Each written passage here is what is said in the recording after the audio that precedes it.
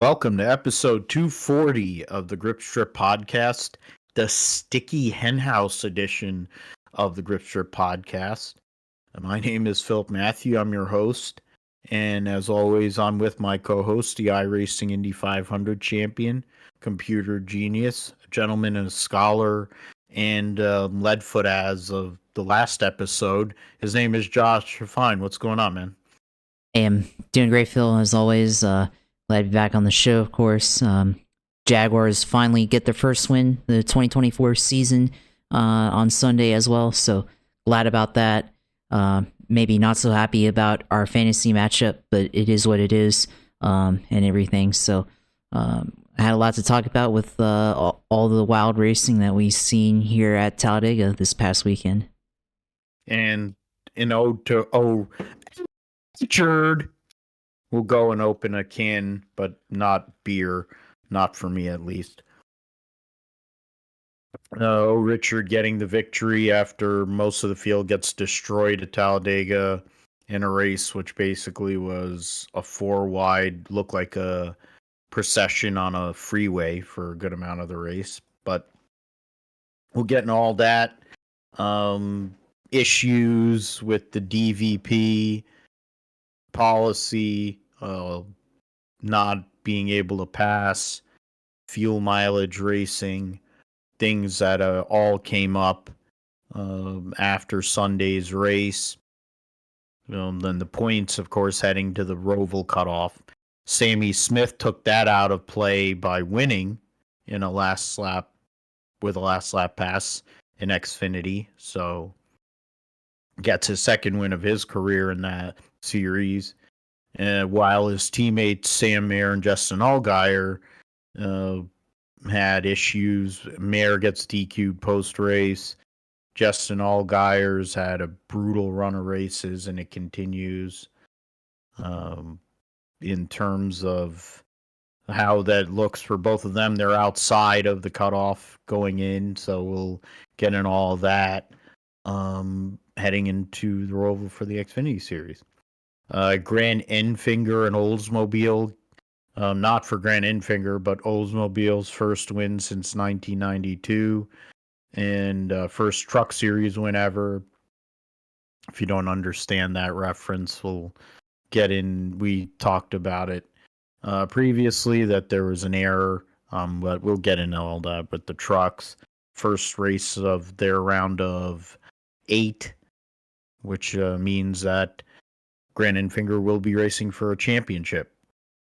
And remember, last year he was a few laps away from possibly winning the championship before Corey Heim decided to go and pull a Carson Hocevar on Carson Hocevar. Most of the playoff drivers were able to make it through, so we'll get into that a couple of weeks before Homestead, the next race. So it'll be a few weeks before that. We'll get into some IndyCar news. Michael Andretti wrote a letter to the fans and everyone explaining his decision to step away from the team named after him. And what's going to, I guess, take place or what he's going to be doing. At the same time, his dad is still pushing to get to Formula One with that organization, and there's other aspects of that organization that'll still keep going. Major announcement for a race for 2026. They will be racing in Arlington, Texas, in basically the roads and lots and things that are connected to Cowgirls Stadium and Globe Life Field. And so that'll be a big early season event in 2026 for the IndyCar series, and having two major sports franchises involved, arguably outside of the Yankees, the most known franchise in the U.S. In terms of sports, and the Cowgirls, even though they don't win anything. Yankees haven't won anything in a long time either, so I guess I can't really make that comment. But get into what that race means. Of course, no Texas Motor Speedway anymore. They went from being a place which held so many different races to now having one weekend for all three NASCAR series. So interesting. I wonder what Goosage would think about that. NFL Week 5. We will recap our matchup in Fall Brawl. Jacksonville comes through, beats Indianapolis again, even with Joe Flacco coming out of a corpse like The Undertaker again and throwing all over the map. Jacksonville held on to get a victory there. First win of the season for them. So Josh at least won't want to go and do terrible things to somebody on the Jacksonville Jaguars. Though I want to do terrible things to the 49ers because of the fact that they make my blood pressure rise every single week. And we'll get into how they blew another game leading into Thursday Night Football against Seattle in a third consecutive division game. So you try to win that and get back into the division lead. The roundup will talk about MotoGP, which race in Motegi. NHRA will be in Dallas this coming weekend. Tony Stewart went and won a regional top alcohol dragster title for the McPhillips team. So while he sucks in a top fuel car, he's still pretty good in a top alcohol dragster. So I guess that's where he's going to be going back to once Leah's ready to get back in a car sometime next year. And Supercars has the biggest race of the year for them, the Bathurst 1000 this coming weekend. They did make an announcement for the schedule a couple of weeks ago. Now they're going to have a format that is similar to NASCAR with points resets and stages of the season and the whole bit. So that we'll get into that and talk about all their changes. IMSA has a Petit Le Mans to end their season. The WEC is coming up in a few weeks, but they have one race to go in their season. So the news coming along in terms of teams and drivers and the like and cars, we'll go through all that. We'll make our picks for Cup and Xfinity at the Roval. There's also changes to the racetrack. We'll discuss those and who makes it to the round of 8 in both of those series. Josh will let us know all things going on in iRacing gaming in the sim segment, and then we'll call it a day and preview or give a reference to somebody later on to keep you on your toes. Okay, let's go to Talladega. Super Speedway Racing is, what it is. It's always left me enraged in large part because my drivers usually haven't been good at it. Brad was good at it, but he never won the 500. But somebody who is good at it when he doesn't crash is Richard. And after getting door slammed at the end of in the wreck, that big wreck that took out 28 cars or involved 28 cars, he held on to get his 4th career victory, 2 at both tracks. Now he's won and he's won both races. He won the spring race at Talladega for his first career win, and he won the Coke Zero 400 later that season, where he famously said 1776 we are the champs. That was when he was still porking that surfboard, Miss Hummer. Now he's married with a kid, and um, they went out there, won the 500 last year, and now he's won this race. So he's won He's won these 4 plate races. Now he has to go and win at Atlanta, since now that's a drafting track. So we'll see if he can go and do that. This race, I mean, there were plenty of lead changes. There was only like 2 like cautions where there's decent incidents. Really with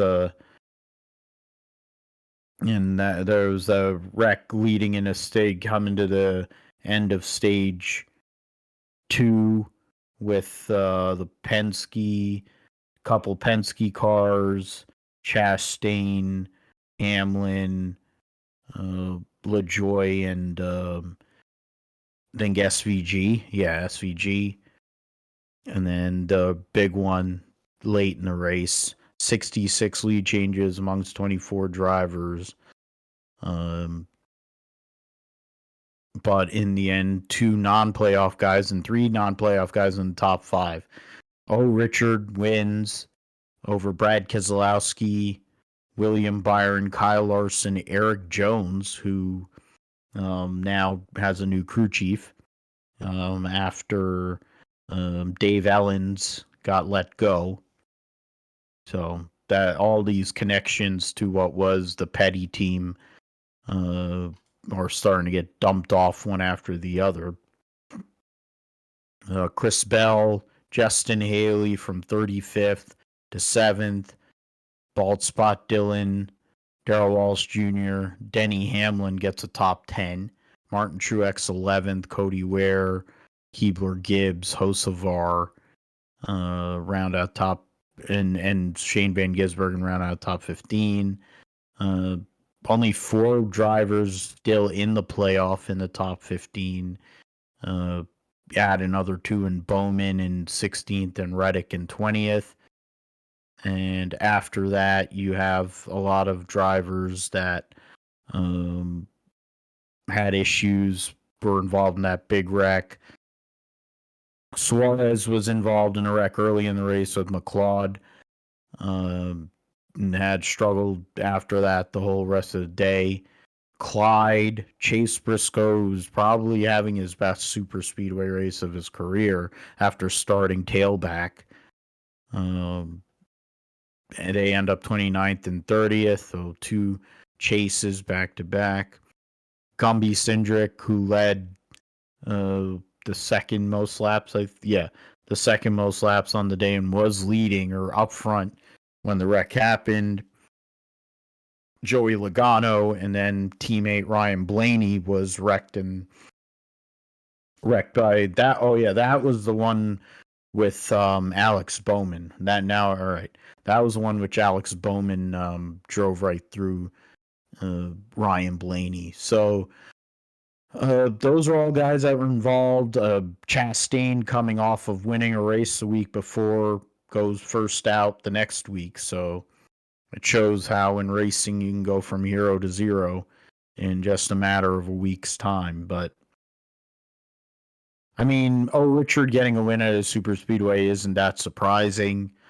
How we got to that point isn't surprising either, even with the changes they made to the car. I mean, the one thing I'll say, Josh, the cars all stayed on the ground. They weren't really able to go anywhere, and you're basically were stuck where you were, which seems like a problem that we've had for many years. Ever since we got onto this car, I think, but then it kind of had similarities in the Gen 6 at times, and even with the Gen 5.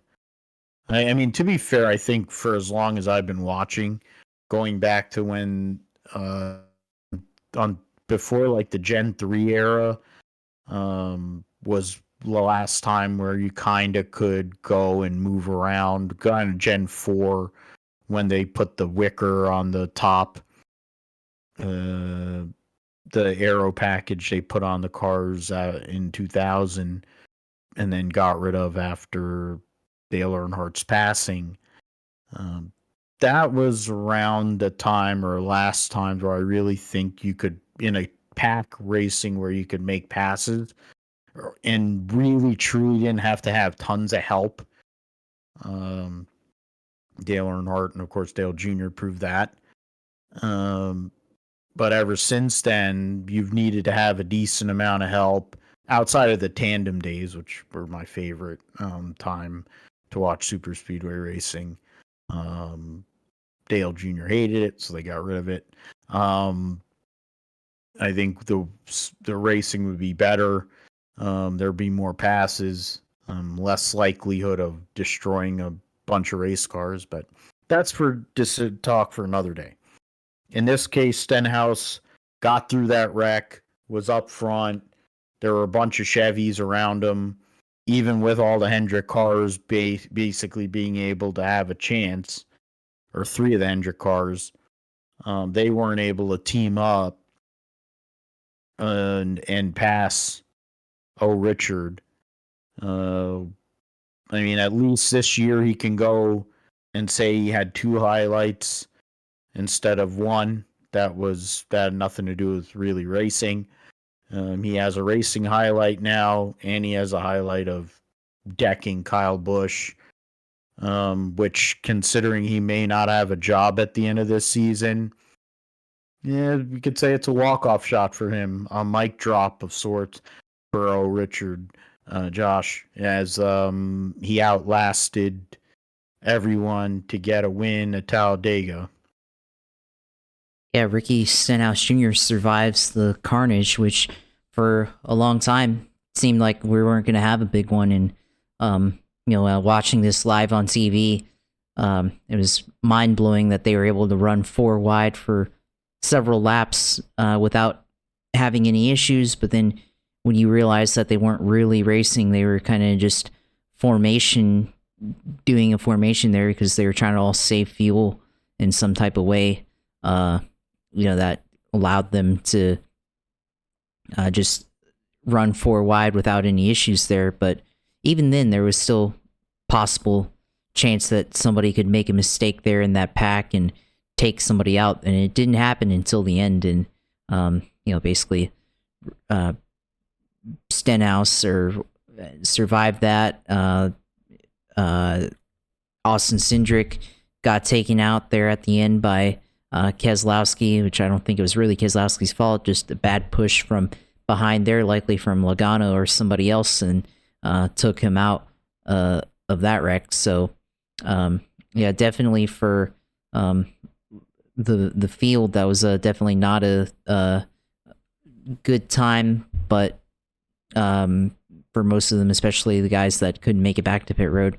But Stenhouse still able to remain up front there and take the victory there. So, it seems like he just figures out a way to be up front when it matters most during the super speedway races and the drafting races. So, got to give a lot of credit for Stenhouse to remain up there. And this is his one racing highlight. And you think about it, like it had been since the very beginning of the 2023 season, since he'd won at the Daytona 500, and now finally winning, albeit on super speedway. At least he gets to say that he had led or had won at least one race in 2 consecutive seasons now, which he hasn't done before. So that's, I guess, a new mark, career mark there for Stenhouse. Of course, almost 2 years, given that fact that this super speedway win came almost 2 years after the Daytona 500 there. So, that's also has to be considered there. You talk about the way that it's hard to maneuver around in this package, and I mean, it's so draggy. This car is just so draggy that it's just really hard to make any moves on your own. Like, even playing iRacing on this game, it's very hard to have you really have to have a lot of confidence to be able to pull out and pass, because very quickly, you'll run out of steam there. And it's definitely, we've seen that before guys pulling out the pass. Kyle Busch tried it on the last lap, trying to pull out, and nobody went with him. They all left him hung out to dry there, and kind of interesting how the dynamic of the last couple of laps on a super speedway, everybody kind of just stays in their 2 lanes. Nobody really tries anything 3 wide or anything. And I thought somebody would go with Busch just to no risk it, or risk it no biscuit there kind of deal. And nobody went with him, which I found surprising there. But that took him out of, like, because he went from being like, I think, like maybe 5th or 6th on the final lap all the way back to 19th there. So unfortunate deal for him, not being able to capitalize on that situation. But Stenhouse stays up front. Keselowski tries to get the win there, but he's not able to close in time. Kyle Larson up there for a chance for a win. Spotter tells him can't push forward to victory lane, basically. William Byron also there. So, it's a Hendrick engine win there for Stenhouse, but he's been proven time and time again that he knows how to get it done on super speedways, for sure. One thing I'll say about the big wreck there, not the fact that it took a long time for them to get people get going again. Some people flat tire and stuff like that, like Joey Logano and Cindric. Chase Briscoe, of course, had his deal there, trying to stay on the lead lap and not get towed back to the garage. But yeah, I guess that is truly the largest wreck in modern super speedway racing history, because you go back into the old days, like I kind of remember 2002, 2003, 2005. Those were some big wrecks. You had the one with 2002, big wreck on the backstretch. 2003, Ryan Newman blew a tire in turn 1 and 2. In 2005, Mike Wallace and Jimmy Johnson got into it on the front stretch going into turn 1 there, and those were all very large pileups. And we always see large pileups at Talladega, but it seems like they tend to be smaller these days, and everybody's with the next gen car being able to put it back together very quickly. And even the old car and the Gen 6, you were able to kind of get back underway as long as you didn't take too much damage. And we've seen cars get taped up literally and still remain on the lead lap and everything. But this 28 car wreck, I guess, supersedes all of them in terms of the size of the wreck. But even then, many of the cars, like Bubba Wallace, able to drive backwards and get away out of it. So shows the indestructibility, I guess, of the next gen car. Of course, the ones that couldn't get away from the wreck and stay in it, obviously they had the flat tires, like I mentioned. So yeah, in one hand, this is a wild race, but on the other hand, like, it's almost like we see this now. We're kind of used to it in this third year of the next gen, that we're kind of used to how they're running four wide like that. And maybe it's not quite as exciting anymore. 4 wide is kind of unique like that, but just them, when you're not really able to make any moves there's too many cars stacked on top of each other. Yeah, I guess it can seem a little bit boring, kind of. And like you mentioned, like, I think, Gen 4, especially if it's a good car, you're able to still kind of drive your way to the front and make moves on your own. And now these days, with the way the drag is set up, the way the cars and the engines are set up for this track and Daytona, it's really hard to do anything completely on your own unless you just have a really, really good car, or just that confident in your abilities. So yeah, that's something, I don't know, not sure if NASCAR will look at that or not, but yeah, that's definitely a thing that I've noticed now these days with this car and this type of track. Yeah, and it's even at Talladega, you're able to spread out more because it's wider. So at Daytona, it's not as possible. At Atlanta, it's not as possible. But there are similarities in that you kind of move up one row at a time, kind of deal, and you use, side drafting, things like that to try and advance. But it isn't as there isn't that slingshot effect Lack of horsepower too also doesn't help, but then we've went over that. Um, I mean, at this point with this car, I mean, there's plenty of issues with it, and I mean, Blaney even said like the wrecks still hurt, so it doesn't really. And we never really heard that in the Gen 5 and 6 era, because I think they put so much of an emphasis on safety. It's almost like they completely forgot all of the good they had with that, and made this GT3 car, to race on ovals.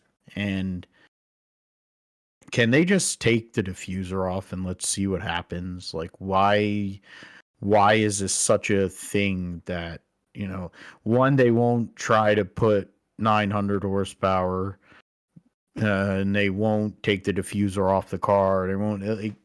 They're insist on this, and you're going to ruin short track racing. You've ruined road courses outside of Watkins Glen, which, I mean, my personal bias aside, Watkins Glen is a fast track.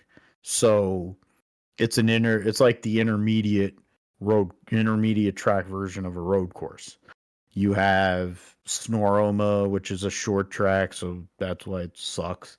I mean, it sucked for years anyways, but you have Coda, that's a big, very technical road course.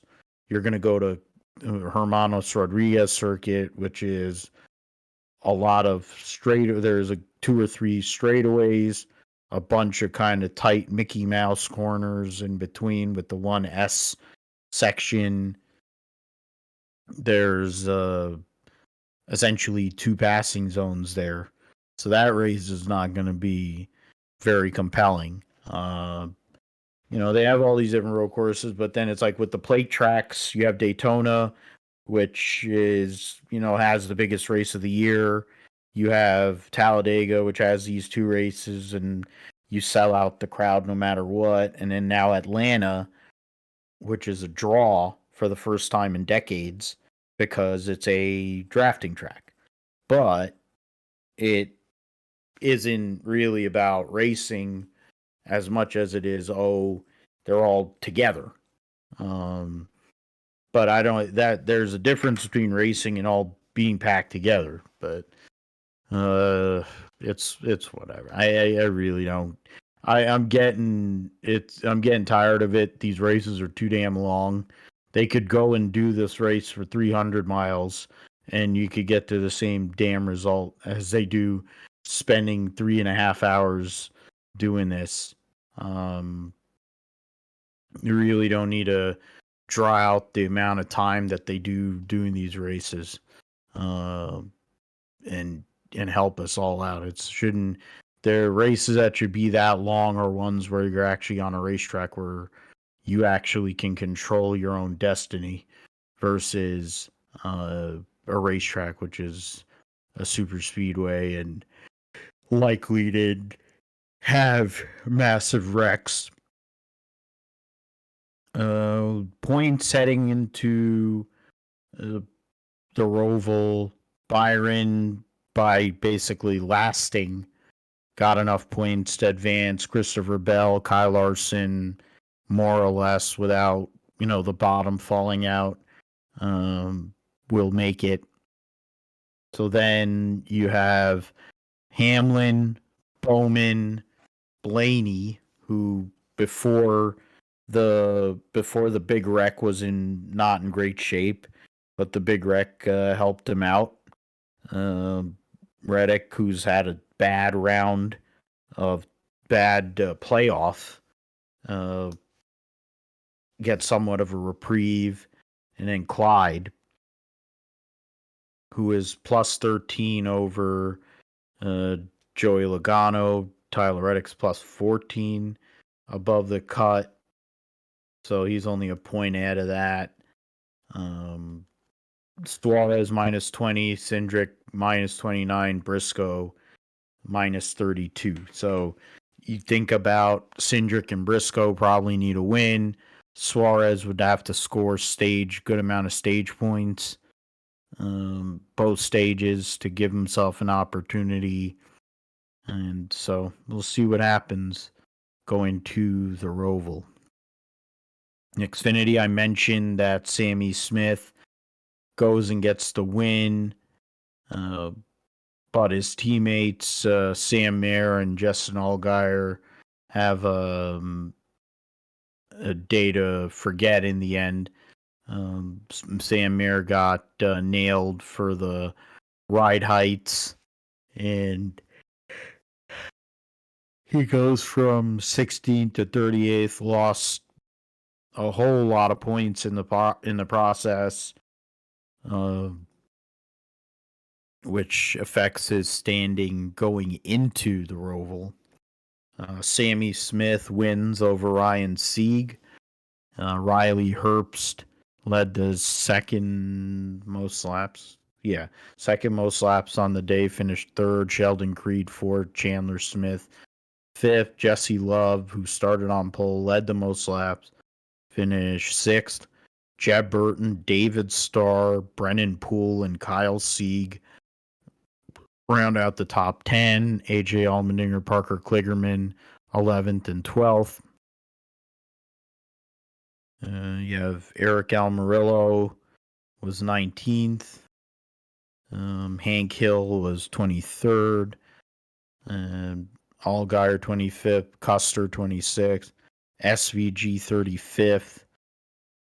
And Sam Mayer, as mentioned, got sent tailback with that infraction. Yeah, I mean, you had that last lap pass. Herbst got ganged up. The Gibbs cars tried to make something happen there, or at least Chandler Smith tried to. Jesse Love was there, but being a rookie, he didn't get the help, even though he had the fastest race car. But in the end, Sammy Smith, who's had a terrible year, barely made the playoff, basically taking over being another Buckshot Jones, needed a win. And by getting that win, Josh, he's now into the round of 8. He's good at Martinsville. He's been good at Phoenix. He's won at Phoenix before. So there is a path for Sammy Smith after what has been a pretty useless year to possibly make the Final Four now. Yeah, it's crazy how it kind of could work for Sammy Smith because he's had good results at those tracks that you need to make it into the Final Four and make it into possibly be the champion. And we've seen that hint from him in the past, but I mean, even then, it's still, there are other guys in the series who are just as good, if not better, than him at those tracks. Like, I mean, Justin Allgaier is pretty good at Martinsville and has, done well enough to win there. Hasn't gotten quite done at Phoenix for him, but there are other drivers there in this championship that I think are better. And Chandler Smith still could have a shot here, especially over the next couple of races here in the in this playoffs. So there's still opportunities for other drivers that I would probably consider before Sammy Smith, but there, like you said, yeah, there's definitely an opportunity here if he's able to just show up at Martinsville, if he hasn't already pointed his way in or locked his way in via a win, where he could just steal one and make it into the championship 4 and then possibly go out and win the championship there. So, and Phoenix. So yeah, it's definitely a possibility there that definitely have to consider. But how much would you take it seriously over another driver? I don't know, but yeah, what a win for him, at least, for Junior Motorsports. I feel like, they've struggled a little bit in the last couple of years closing for victories on super speedways, but Allgaier's gotten it done in the past, but at least, this one they were able to get up front and stay organized. And I know Allgaier was trying to go for the win at the end. Sam Mayer ended up getting disqualified anyways, and then Jones and Quapple got taken out in the same accident. So, at least for the organization, they were able to, one of their cars was able to win. So, which I guess Dale Jr. is probably happy about that. So that was definitely good to hear for him, I guess. But yeah, for the rest of the guys, Austin Hill, of course, I picked him, and he was up there for a bit, but just got shuffled to the back at the wrong time, and then got caught up in the accident towards the end that SVG was also in. So and that took him out of that race there. So for Austin Hill, I mean that's a missed opportunity because he's definitely somebody that thrives on these super speedway tracks, and you expect him to run up front, led stage 2, finished up there. So for him, kind of a disappointment to finish in the mid 20s, all torn up in 23rd. So not the result that he needed there. For sure. And yeah, some of these other guys like Allgaier got in the wreck. Cole Custer, was wrecked as well. So, points wise, they even though they've got some that they can fall back on, like Allgaier is completely out of it now in terms of competing there, and still has to go through AJ Allmendinger, who is a threat on this road course. So, coming up at Charlotte Roval, so. Not really in a good situation there for Allgaier after running up front all day and then getting caught up in the big one at the end there. So, real unfortunate there. Austin Hill still has a chance, even though he got wrecked, but and so does Cole Custer. But a couple of bad races here for Allgaier, and now he's looking on the outside, looking in. So that's not good. And then SVG also, he had a chance there to finish in the top 10 and make it out, but now he has to win, and that's another threat for Allgaier is the guy right behind him in the point standings. SVG, we've talked about him all year, his capability on road courses, and has won nearly all of them. And after wrecking out in Talladega, now he has to go and win his way into the next round, which I've been saying it might happen. So it might happen, and that would if someone else doesn't have an issue there, could force Allgaier out of the playoffs a little bit earlier than maybe what some people were expecting there. So, it's definitely a very interesting race there too. Ryan Sieg almost won as well.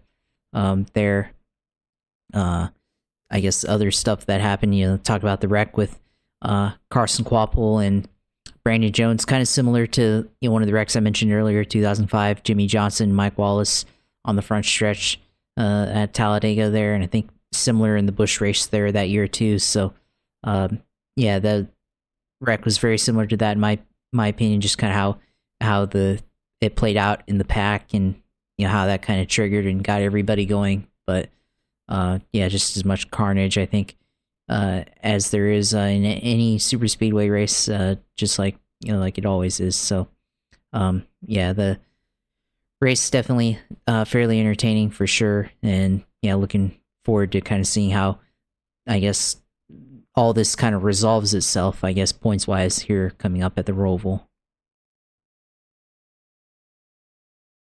Yeah, I mean the points like you mentioned, for Allgaier, I don't think he imagined he'd be -7 out of the cut line going to the Roval. But behind AJ Allmendinger, who's had a rough year. Allmendinger's never lost at the Roval in an Xfinity car. So he would have to continue that to guarantee a spot into the round of 8. Allgaier doesn't have to win per se. I mean, none of those guys really theoretically have to win. It's not as big of a points gap.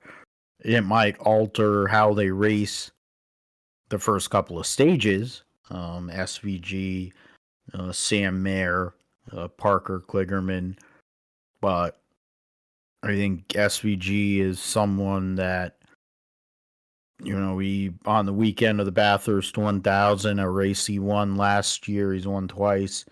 Racing on what is akin to a street track for the supercars drivers. And you'd be hard pressed to make a better choice than him. So Sam Mayer, can he go and point his way in? He's been running his uh, I guess his results are on and off, so you don't know. He hasn't been as good as he was last year. And then Kligerman, who's in his last full time season, at least that's what he says, um, trying to stay alive, get a win for Scott Borchetta before Nick Sanchez takes over that ride. We'll see what happens. I mean, there are 17 points separating third and seventh. Well, there's a lot of volatility with that. So we'll see who gets in there accordingly.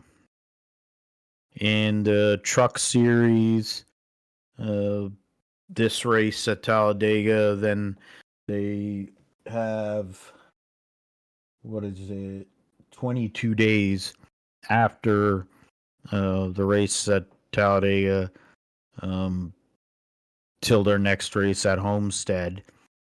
And so there is new stuff in Dicey.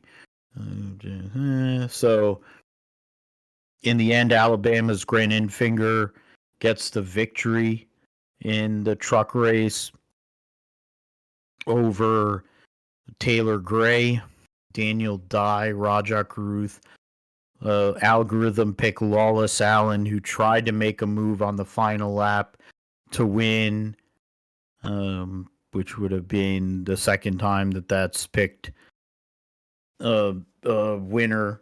I don't know if one of us picked Spencer Boyd a few years ago. I don't think so, but that was also there were so many random winners. Like, what was it? It was Spencer Boyd was one of them.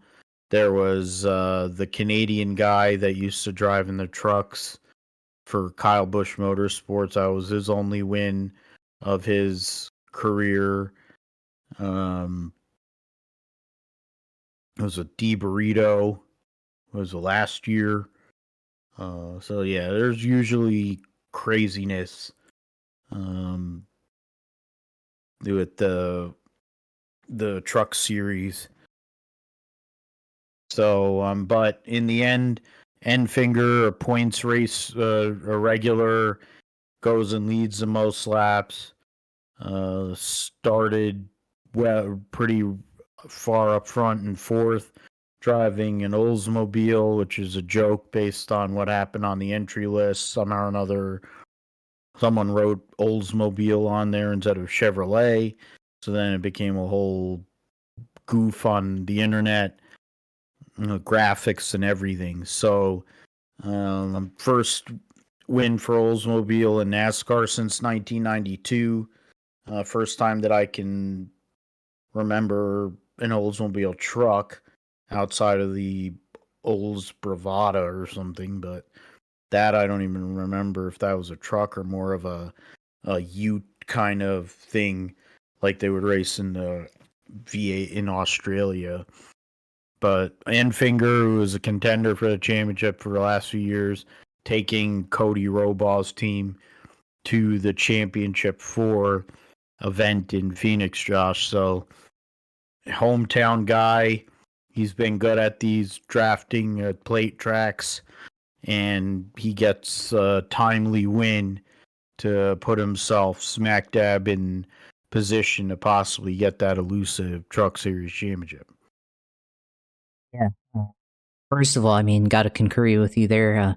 Did not know that Oldsmobile made trucks, and I guess they're able to somehow get that one. We're going to go with this, that they somehow got that one through inspection. The body, obviously, and the nose approved there. So, yeah, great shit post by, I think NASCAR Chasm had, or somebody had the Oldsmobile nose photoshopped onto the actual car. But yeah, Oldsmobile there, which I guess is fitting for Grant Enfinger because he is kind of the veteran of this series. So there, but yeah, I mean, completely, ran good in this race. Ran up front for most of that. So yeah, not a surprise there for Grant Enfinger, of course, who has a chance now to go to now he's in the final four. So for him, kind of setting him up for maybe avenging last year's loss, of course, with Corey Heim there with the incident that they had at the end of the race last year, part of it, but that screwed over Grant Enfinger, of course. But yeah, Daniel Dye comes up there, I guess a week after being eliminated, comes up there and almost wins his first race, but doesn't come through.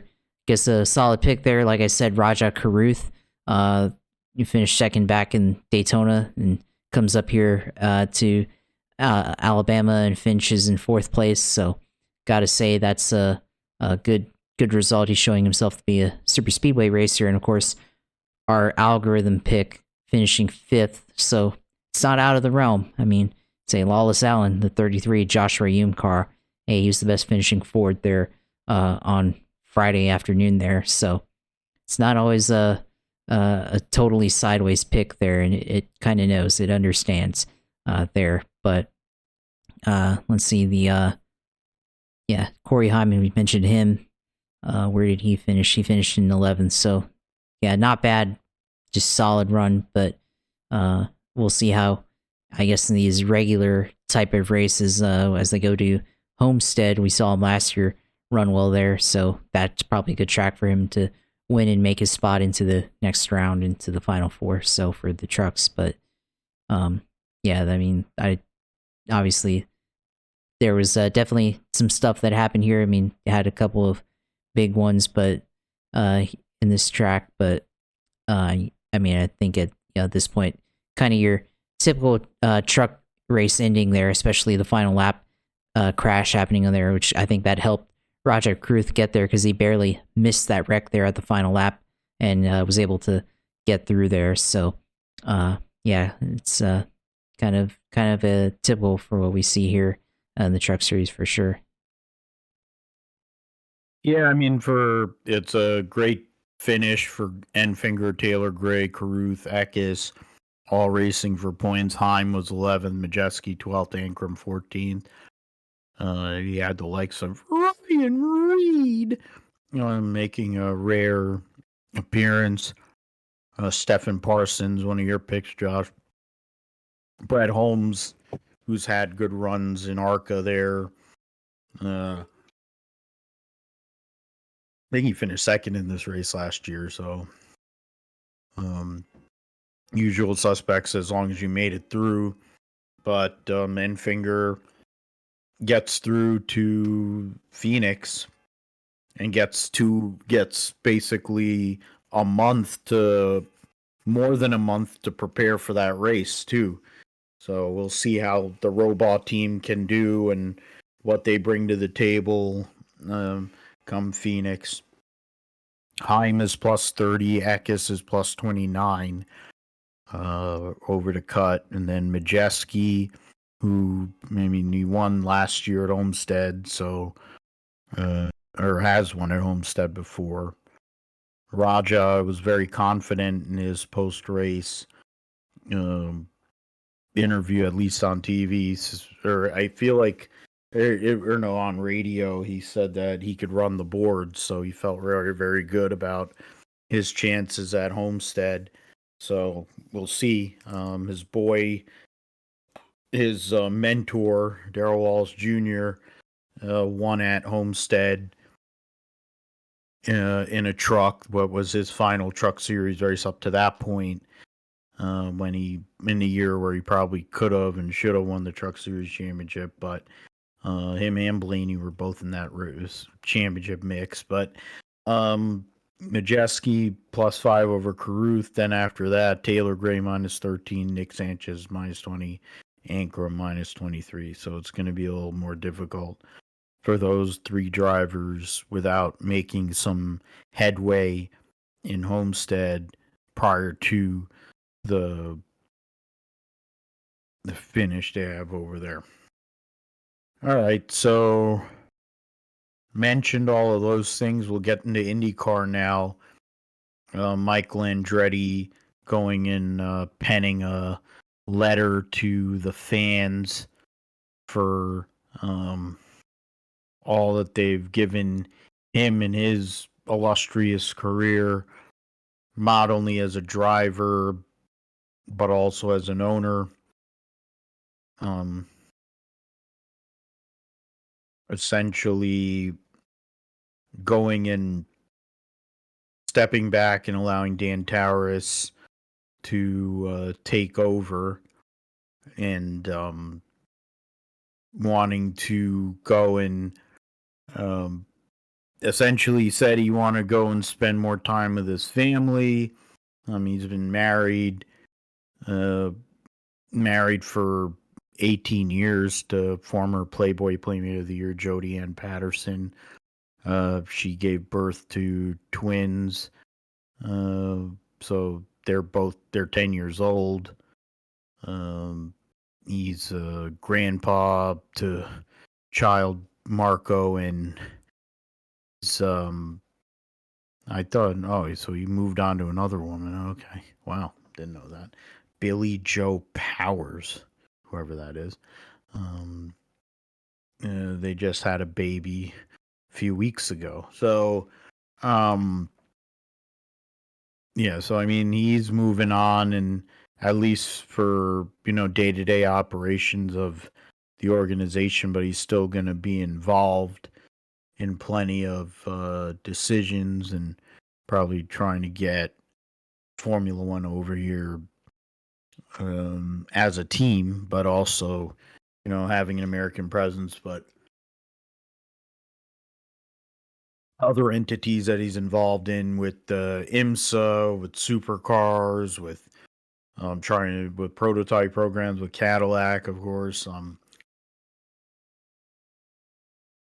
So yeah, I mean, it's a bummer to see. I was a Michael Andretti fan as a kid, so seeing Michael essentially go away is a shame. But I do think that he'll still have a presence at the racetrack, which is still good. I don't think he's going away forever, but I don't think his days of running the team are over. He made such a big difference, and he was one of the most talented drivers in his era. You don't win 41 races by accident.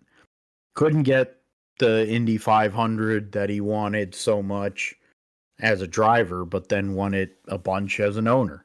So, made a difference. So many people were giving him thanks, like Kanan and Brian Herta, et cetera, for what he did as an owner and running an organization.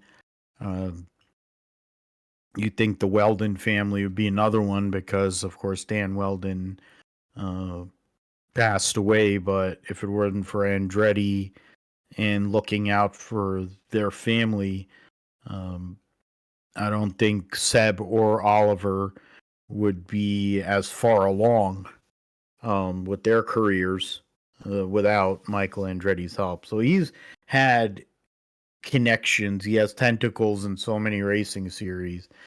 And to do that after being a driver, one of the most successful drivers of his era, Josh, it's it really is a sad day.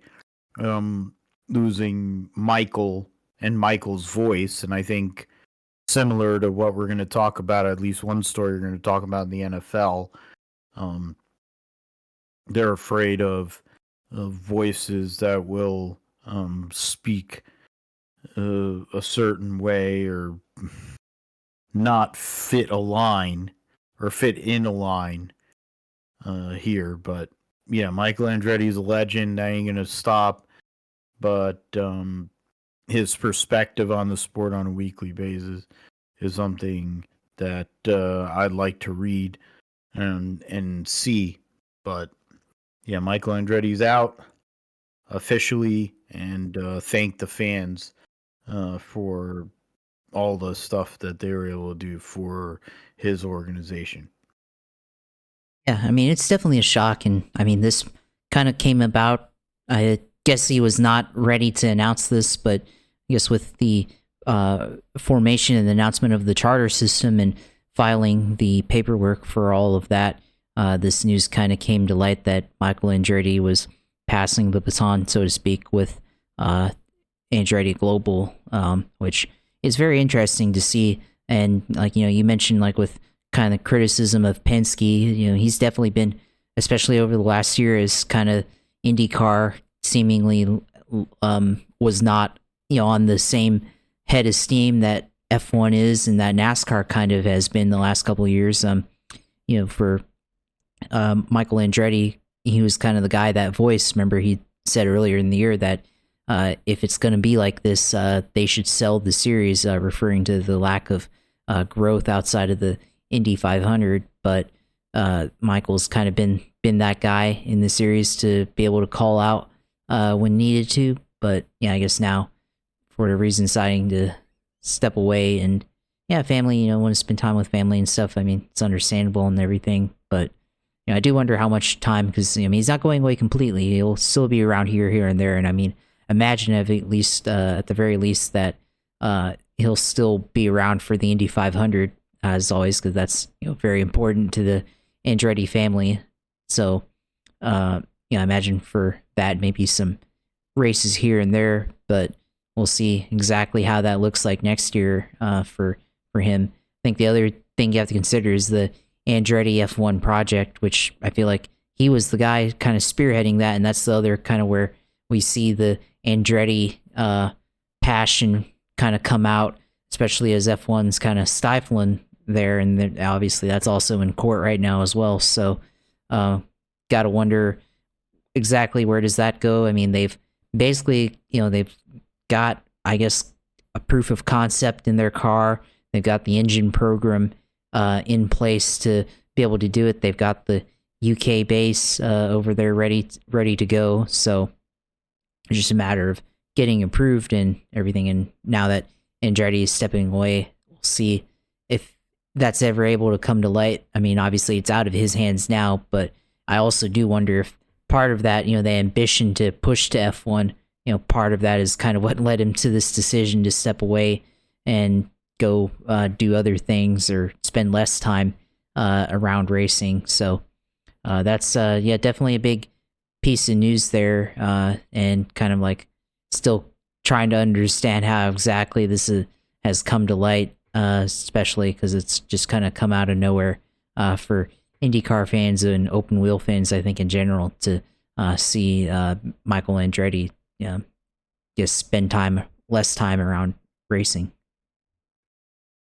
Yeah, it's one of those last connections I have to my initial days of watching IndyCar. He might basically be the last one, to be fair. I always remember Al Unser Jr. and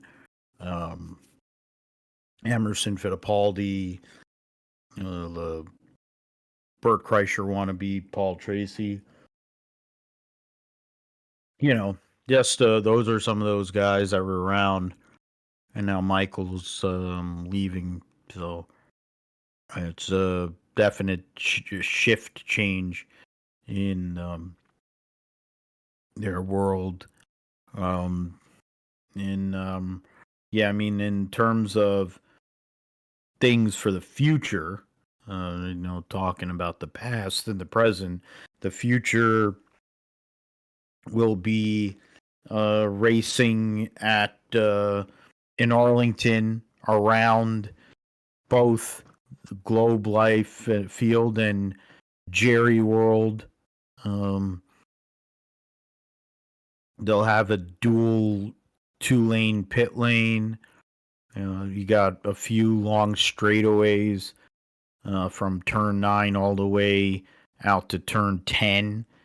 You have then from 10 to 12, and then from 12 to 14.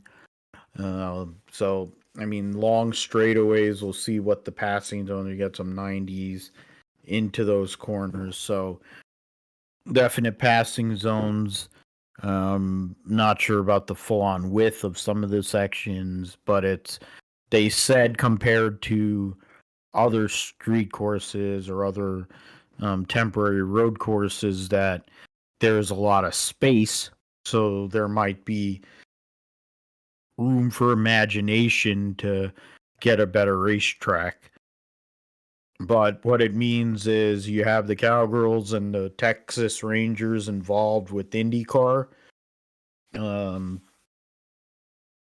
Two entities that know how to promote, especially Jerry Jones. Anything that Jerry Jones can sit himself in front of a camera and talk nonsense, he'll do it. So we'll see what happens. But I mean, losing Texas, I mean, I'm definitely not a Texas Motor Speedway fan.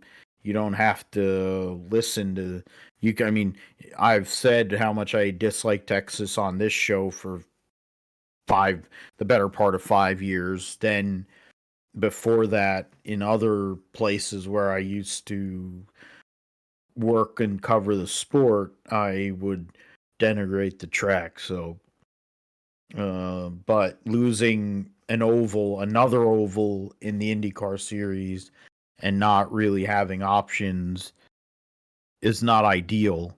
And we're down to 5 oval races next year. So, I mean, where do we go from here? Yes, glad that Arlington, this track looks good, at least based on the layout. How it actually will look when they go in race cars, we won't know for another year and 5 months, or at least, yeah, a year and 5 months or thereabouts. So, excited for, to see how it goes, but not so sure it's the best for the long term viability of the series, Josh. That's, I mean, it looks interesting. It definitely looks like a track that, um, could work for the IndyCar. It looks like there's going to be a lot of opportunities for passing, and yeah, like you said, for Jerry World to get involved, for Jerry Jones, who said that if it, once he learned about Roger Penske being behind the deal, he's like, I'm in. I guess billionaires trust billionaires, right? But once that happened, he was able to help get behind the project and stuff. And now we have two professional entities working together there, and the Cowboys, obviously the most valuable sports franchise, now hosting IndyCar race on the grounds of their track or stadium. It's certainly going to help IndyCar bring attention to the series, and definitely help bring more eyes, especially among the fans around the country, around the world. You got Fox as well, which Fox being the home for NFC, which the Cowboys are on usually. So there's a lot of promotional opportunity there as well on Fox, and can help drag eyes to the series when that race happens. There's that. Also, I mean, given the Cowboys promotion, I mean, can't help but think that they're going to have Dak Prescott as mascot and say, yeah, here we go, start your engines, or something like that. So that very well may be a starting command used by Dak Prescott. It was very lame, but I could see him working that one in with his usual signal calling cadence there. So definitely might see that happen. But yeah, here we go. Yeah. No, if he audibles, see, that was a good one. Yeah. But he needs to audible, and then everyone will be confused, and then like a car won't start or something, and then it really would be a Cowgirls. It would be like their playoff, the way they do in the playoffs. The Ezekiel Elliott, yeah, or how they almost did on Sunday. On Sunday night, they nearly lost on Sunday night. So, yeah, that could happen. Maybe we'll see, or get somebody like Emmett Smith or Troy Aikman. Yeah, Troy Aikman and Tony Romo, cross promotion between CBS. See, there you go, Tony Romo, CBS, Troy Aikman, Fox, ESPN. ESPN, and then you work in Fox as well, like I said, because they carry the Cowboys and everything. So And it's a then lot also of MLB. MLB, yeah, MLB. So you got that going as well. So George Bush, yeah, used to own the The Rangers. Rangers. So lot of angles to work there for promotion. And I mean, it looks like an interesting track. You'll see what it looks like. I'm sure somebody, they'll probably create like a simulation of it, what it'll look like. Maybe not on iRacing, but maybe like on the, as I know, like Roman Grosjean has I think one of the programs that he uses, he always like shows like preview, and I think there's some tracks like St. Pete is not on iRacing, but he showed the sim lookalike of St. Pete a few years ago when he first got into IndyCar. So could see what it looks like there eventually, but I mean, looks like a decent track at least, and we could see a lot of action, and definitely could come at the cost of another oval, like you said, which unfortunate, but that might be the direction for now to grow this series, is to start going to more street races for IndyCar. Yeah, and probably wouldn't be a bad idea to look at. I mean, know that they keep on. I mean, you have plenty of saturation in the Midwest, but I mean, it also, if you're able to go and work with Jerry Jones, why don't you go and talk to Mara and Tish and Woody Johnson, who's a moron, but um, wouldn't be such a far-fetched idea to go and do the Meadowlands now again, with all the stuff going on there, with the train they have to get there, with the transit system, um, being able. I mean, cars is a different thing, but getting there. But they're able to go and support 16 home games for both of these franchises. Um, then you have the mall, the what do they call? I'm forgetting the damn American Dream Mall. They have there too. So there's a lot more there than what there used to be back in the years of the Meadowlands Grand Prix. They were talking about New England. I know they were talking about something out there in Boston years ago that went nowhere. Baltimore, they raced around Camden Yards, so that's um that happened. Uh so there's options. But it also makes you wonder about what IndyCar is trying to do if they're trying to be on ovals, because it's a good product on ovals, and you need it because the biggest race of the year is on one, and it's part of what made IndyCar such a difficult series, is the fact that you had to do so many different disciplines, whether it's permanent road course, temporary road or street circuit. You had short ovals, medium size ovals, and then of course Indy, the big oval, the biggest one of them all. So it was a challenge to win a championship. That's what you want. You don't want to lose that identity, especially knowing that Indy means so much. So we'll see what happens with that. But at least a rare win for the IndyCar series, um, with their PR team as well. All right, so we'll start with NFL Week 5. I can bring up. I could bring up our matchup. I mean, we had the best matchup, I think. Well, there was also 10-point or less than 10 points between Matt and Vic. We were 20 ish. And then Wilson actually got a win over Manny, which was 27. But in terms of our fantasy matchup, you were able to get a lot of productivity out of your running backs and wide receivers. You have Derrick Henry and Brandon Ayuk, who decided to come out of got rousted out of slumber. C.J. Stroud in a tough matchup against Buffalo put up a decent score, but Geno Smith did better, even though they lost to the Giants. I mean, only Marvin Harrison Jr. amongst your starting players really had a bad day. DK Metcalf, similar for me. Um, my IDPs got me a few extra points compared to yours, who all did pretty decently.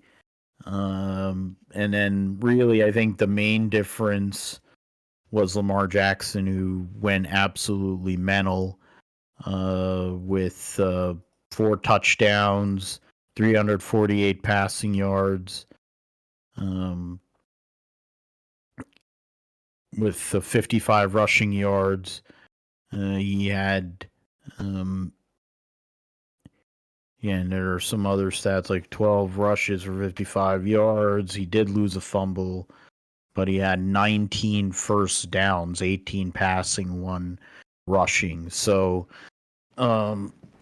great performance. Wasn't as good as Kirk Cousins on Thursday night, but tight matchup nonetheless. The Niners, they blew that game. They never really seemed to play great against Arizona, and this is yet another example of it. The same problems exist that have existed. Poor offensive line play, especially in the center and right guard position. Not really being able to establish or keep the run going. Ayuk was able to play well, but Juwan Jennings got dinged up. Debo was 50-50. I mean, George Kittle played solidly, and he's had a good start to the year.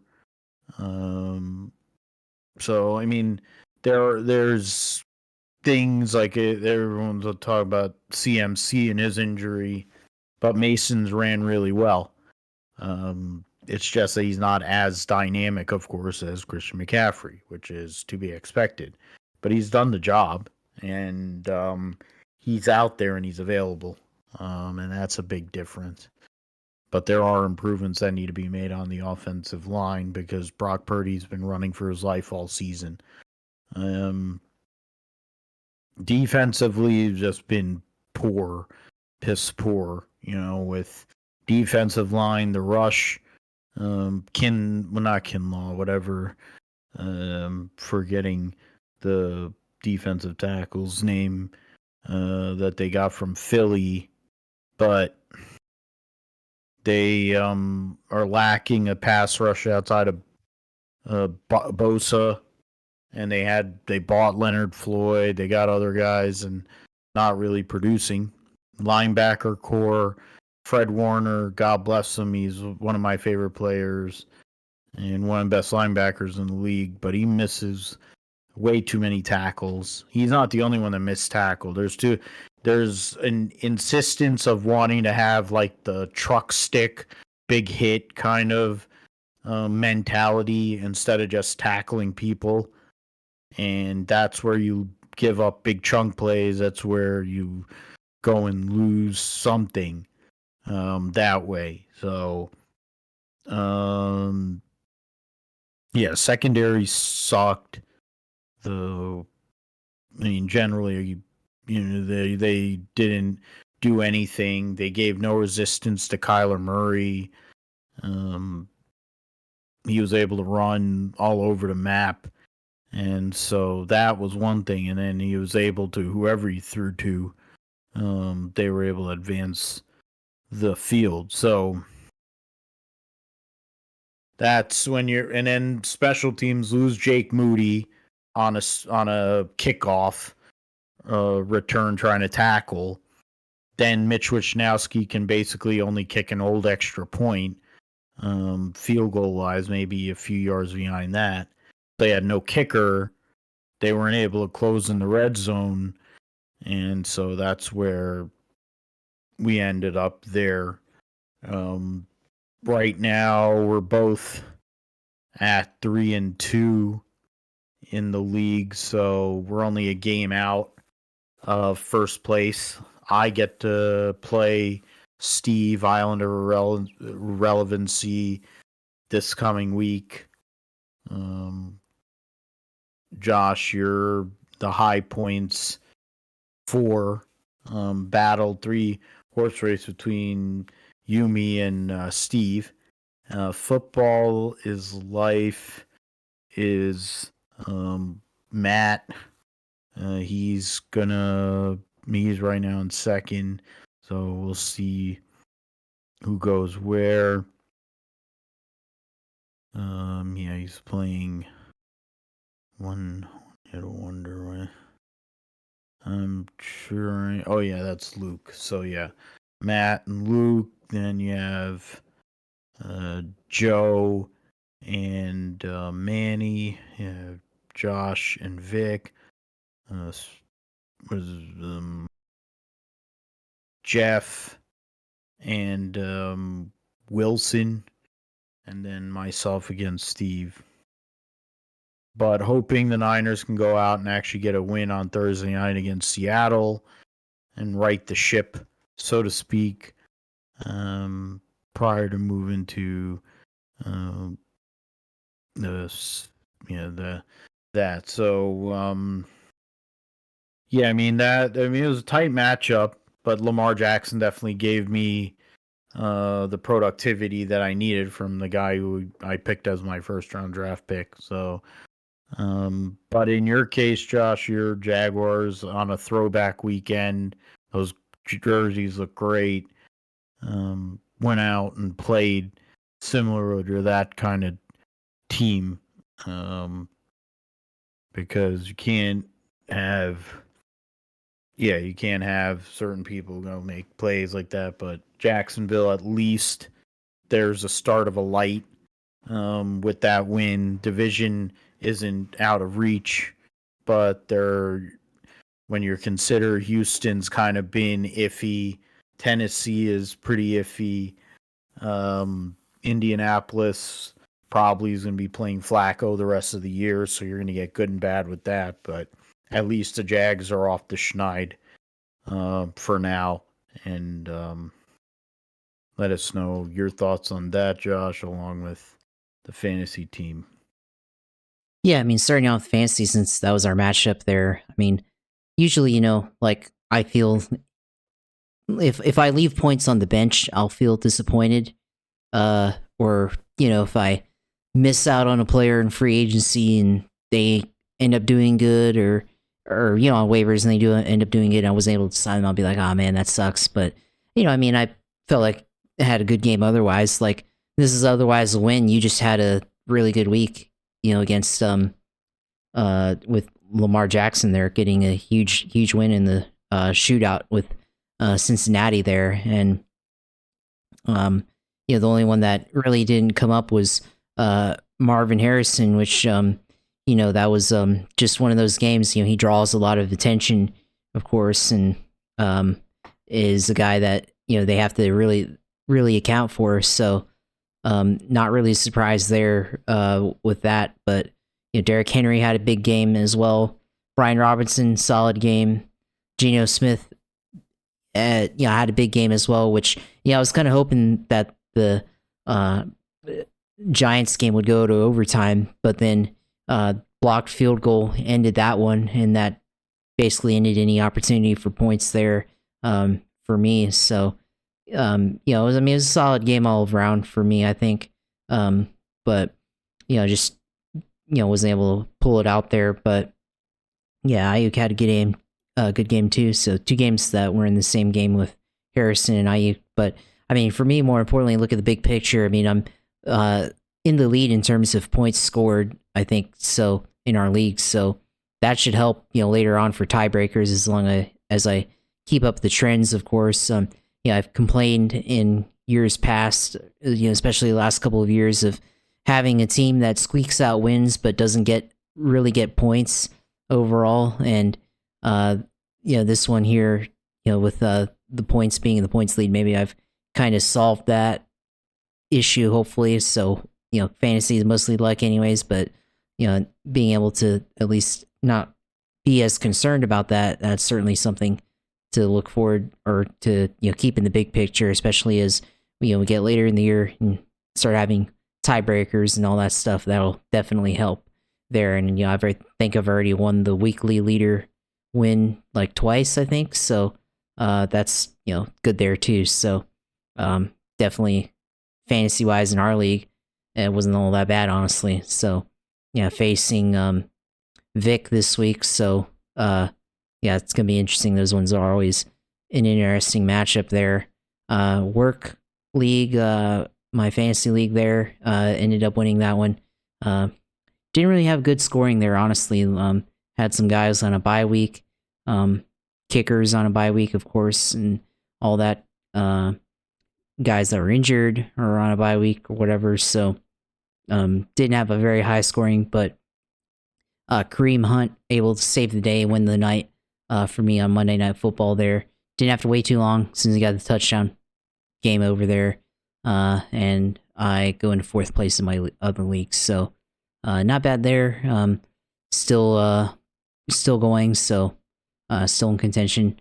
Somebody I know is in 5th place, or not 5th place, but in 5-0, I guess, through the year. I'm like, I was talking to one of my other friends in this league, and it was like, yeah, somebody's got to beat this guy at some point. So, 5-0.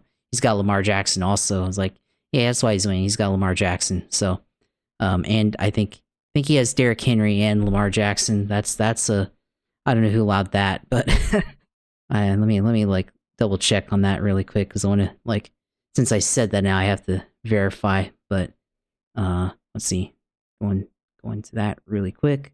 Yeah, he's got Derrick Henry and Lamar Jackson. Like what the heck? Like, how did that happen? But yeah, that's kind of funny there. But anyways, yeah, that. And then of course the Jags. Yeah, finally getting first win in 2024. Finally off the board there. Didn't think I'd be talking about this in first week of October, but nonetheless, here we are. Trevor Lawrence finally looked like the guy that they paid money to be the franchise quarterback, and not what we've seen throughout the first couple of weeks. And hopefully it's not just because it was his birthday or anything, and he put up a big game there with 371 yards passing and 2 touchdowns there. So the first quarter was looking shaky there, especially they went for it on 4th down. He missed Gabe Davis on a potential out route there on 3rd down, and then 4th and 2 they didn't convert. And I was like, oh, here we go again. But they slowly but surely came out with the win. Gabe Davis fumbled the ball before halftime and kind of gave the Colts an opportunity, but then Trayvon Walker showed up, and Josh Allen was able to capitalize and scoop and score the fumble, and scoop the fumble and take it down to the 12-yard line, and they kicked the field goal there to kind of recover some of the points that was lost from Gabe Davis there fumbling. And then from there they were able to kind of take control of the game in the second half. A couple of big runs by the Jaguars to kind of seal the game, but then should have been over when it was 34-20, but then defense came back and decided to not play and give Joe Flacco an opportunity down the field and make him look like 2012 Joe Flacco there. So got to tighten up on defense. I don't know if it's the personnel because people are injured or stuff, or just a bad scheme or something, but that's definitely a worrying trend there. And then on offense, they got the ball back another time.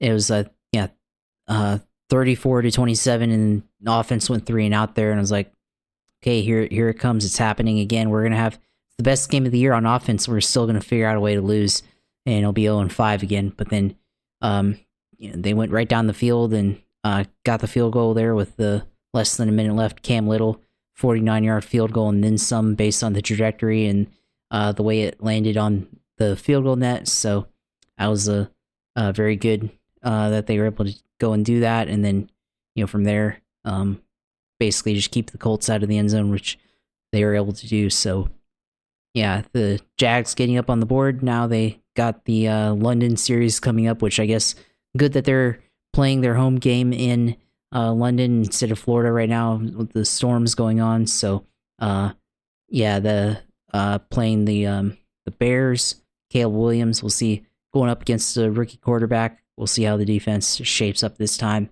We'll see how Trevor Lawrence is able to do against the Bears, which I don't think he's ever faced before. So that'll be a little new wrinkle there, of course. And then they'll play the Patriots the week after that, and that might be I don't know. We'll see how that game goes because Drake May's going to start for the Patriots here this Sunday, and that'll be his second career game in 2 weeks against the Jaguars. So definitely going to see about that. But yeah, interesting to see the next couple of weeks here, and then they play the Packers. I think at home.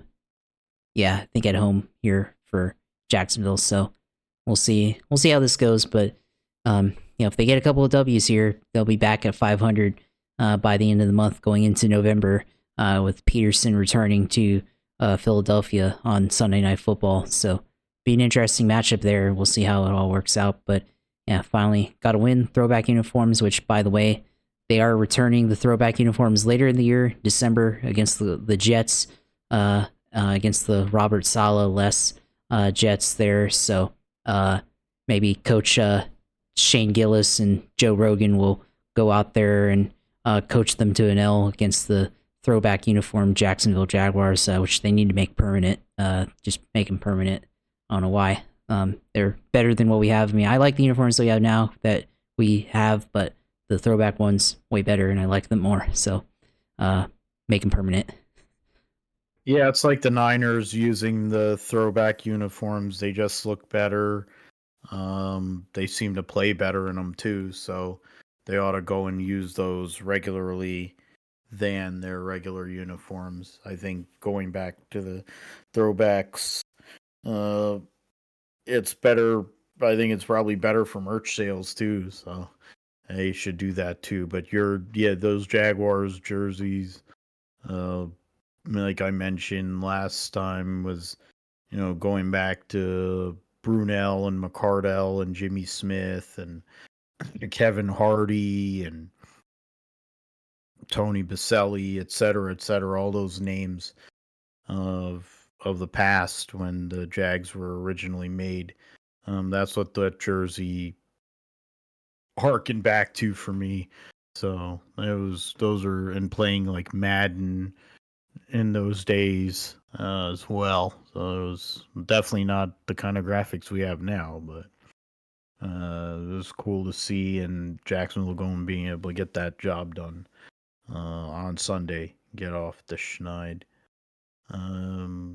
Yeah, I mean the whole thing. That's the last thing we'll talk about before we get into the roundup. That Bob Saleh supposedly had demoted Nathaniel Hackett as the play caller because the offense blows, and Aaron, I guess, called Woody Johnson. Woody Johnson fired him because it's like within 5 minutes of that happening, there's all this stuff going on.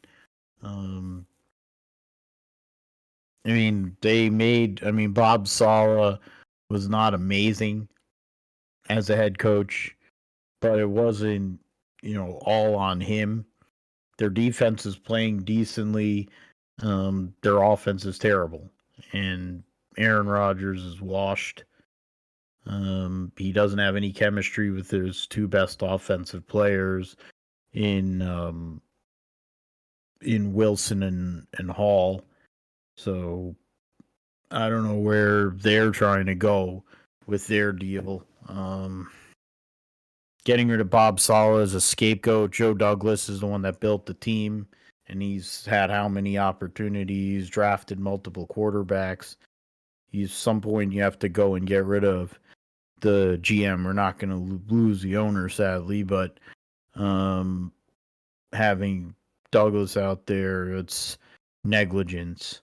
So we'll see if Jeff Ulbrich, former 49er linebacker, can go and get accountability from these guys moving forward. But yeah, it sucks for Bob Saleh, but the amount of money he's making to sit at home doesn't really suck that much. We'll go and start with MotoGP, the Japanese Grand Prix. Saw Pecco Bagnaia go and get the win over Jorge Martin, Mark Marquez, Bastianini, Franco Morbidelli. Top 5. Best of the rest is Brad Binder for KTM, then 2 more. And Alicia Spargaro was 9th, and Jack Miller was 10th. Quattararo had some struggles and finished just outside the top 10. Yeah, I mean, there was a lot of 6 riders were not classified. Pedro Acosta crashed while running up front. There's Maverick Vinales, Gustav Fernandez, Lorenzo Salvadori, and Joan Mir and Alex Marquez crashed out on the first lap. The point standings for MotoGP. Jorge Martin is only 10 points out of Pecco Bagnaia. For the World Championship, Bastianini is 2 points out of Marc Marquez. Brad Binder, with his finish on Sunday, passes his future teammate, Pedro Acosta, by 2 points. And then go from there. Yeah, so that's the points. And then the next race for MotoGP will be the Australian Grand Prix at Phillip Island. And then they'll have a back-to-back, or actually a triple header. They'll be racing in Thailand and then Malaysia. So before the last race at Valencia. In Moto 2, the Grand Prix, Moto 2, the Japanese Grand Prix, Manny Gonzalez gets the victory over Ayagura, Philippe Salek,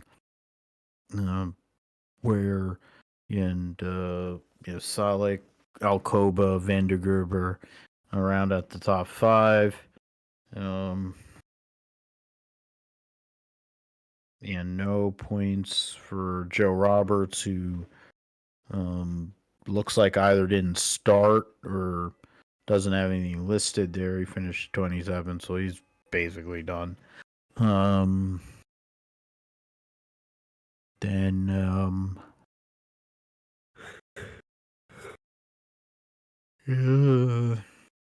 in terms of the point standings heading into their next races, Moto 2, Ayagura is 20, 60 points ahead. Ayagura is of Sergio Garcia. Then Garcia's 5 points ahead of Lopez. And then there's 13 or 12, third, second, of fourth. And was it 15 points for Joe Roberts in 5th, tied with Manny Gonzalez. Move forward to the NHRA at Dallas. So we'll see what goes on with that. Move forward to NHRA in Dallas this coming weekend. The standings: Antron Brown, 34 points out of Justin Ashley, 60 points out of Langdon, 87 over defending champ Doug Coletta, and 88 over Steve Torrent. Mentioned Tony's success in top alcohol dragsters. It's not his usual office. trying to go a round or two to finish out the season, get some momentum and some data heading towards 2025. Funny car, um, Austin Prock 105 ahead of John Force and Jack Beckman. So that's going to be tough for anyone to get past Proc. In Pro Stock, Dallas Glenn's plus 31 points of Aaron Stanfield, 90 ahead of Enders, and then 116 Glenn to his teammate Greg Anderson. So two KB Titan vehicles, and then two of the elite performance drivers.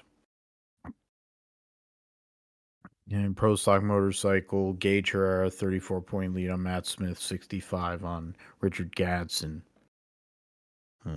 That's why I always say, so that's the NHRA. We'll move to the Bathurst 1000 this coming weekend. And Repco Supercars Championship, new format, final series introduced. You have it reveals, so instead of 12 rounds, it'll be 13 rounds in 2025. You'll have 8 sprint races, then 2 enduros, and then the 3 playoff events. Newer announced, so you have sprint, then you have the enduros, then you have the finals, which in all of that is very similar to NASCAR's current playoff format. It's kind of convoluted, but it is what it is. We'll see how it works. Hopefully, with the reset, it can bring some teams that fell behind early in the season a chance to catch up. We'll see how that all plays out. The points heading to the season standings. Result. And so that's not what I wanted. I wanted season or driver standings. So right now, Will Brown has the lead by nearly 200. It's 190 or 189 right now over Chaz Mostert and Brock Feeney, Cam Waters, and Matt Payne. Fighting out the top 5 in terms of Fords. 6 Fords in the top 10 versus, but still, the Red Bulls are first and third, and they have 9 wins between the two of them and 6 poles. So they've been the most dominant. The Tickford guys, whether it's Mostert or Matt Payne, trying to make a big move at Bathurst, and a big one. Changes of format. I mean, I'd have to go and really go through it and read every size that they put as a trying to go and do all the so then I mean, in IMSA, if you want to go and find out all the different teams and combinations, he's readily available. So, and he'll always like to talk. The event details. We got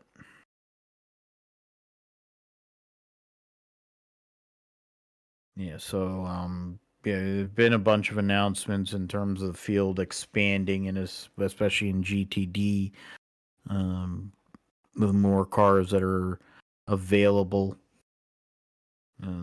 Mention the points. Um, it's just something to see for sure outside. How you guys going to get down? So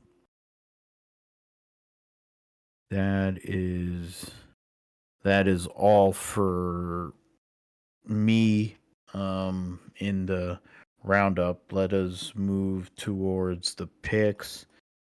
I had first pick last week, so Josh, you get first pick this week. And also the other question, or there's two other questions. One is who makes it out into the round of 8. Um, and if you have any um, questions, comments, whatever regarding the some of the other things you're able to do, you can go and find out for picks here for the Roval, who makes it, who fouls out, and winner and wild card. Well, yeah, I'm gonna say. Well, I guess I'll start off with winner. Gonna pick. Just go ahead and pick SVG. I've been saying it for several months, so this one is clearly some one that's been in the making for a while. There, so right off the bat, we'll pick him to win. Let's see who else is here that I could possibly pick as a wild card. Um, I'm gonna go with Ed Jones as wild card there in the 26. He's a IndyCar guy, of course, but the Roval definitely it's a track that could suit well for him there. Interesting to note, of course, the Roval layout is changing this year, so that's another factor. It's going to be a little bit different than what it was in years past. So that's definitely something to factor in there. So yeah, for me, of course, who makes it in and out of the uh, playoffs here? I mean, SVG obviously currently out, so that means that he'd make it in if he were to win here, and that leaves it with who else who makes it or who falls out. And obviously, Sammy Smith in this one. Uh, who else is? I mean, it's a pretty tight field. I mean, I'll say that I don't think Parker Kligerman can make it out.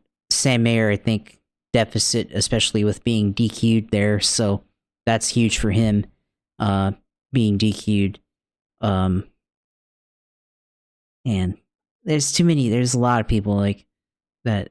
Possibly, it would take a lot for some of these guys to fall out.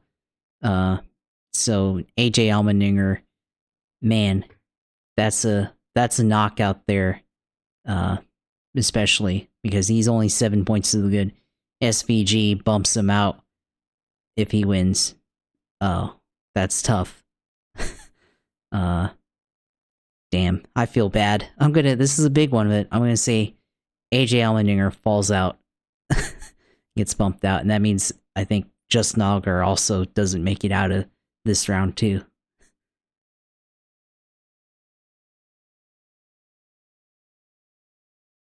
Two perennial championship favorites in this series getting knocked out at the Roval would be something, and it's part of why the Roval is there where it is. Allgaier, you also said Kligerman. And then who was the other one? Mayer. Sam Mayer. Okay. Yeah, Mayer. Okay. For me, in terms of the entry list and who I'll go pick, um, there's 38 for 38, so you got Yeah, Karen Logistics, Josh Williams calling. Dylan Lupton, Almendinger, Creed, Josh Balicki, Eric Almirola, Ed Jones, et cetera, et cetera. So, my choice for this weekend, I mean, you took SVG.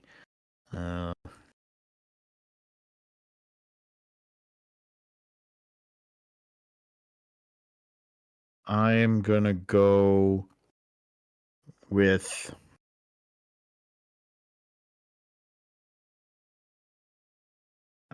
Cole Custer. Solid on road courses.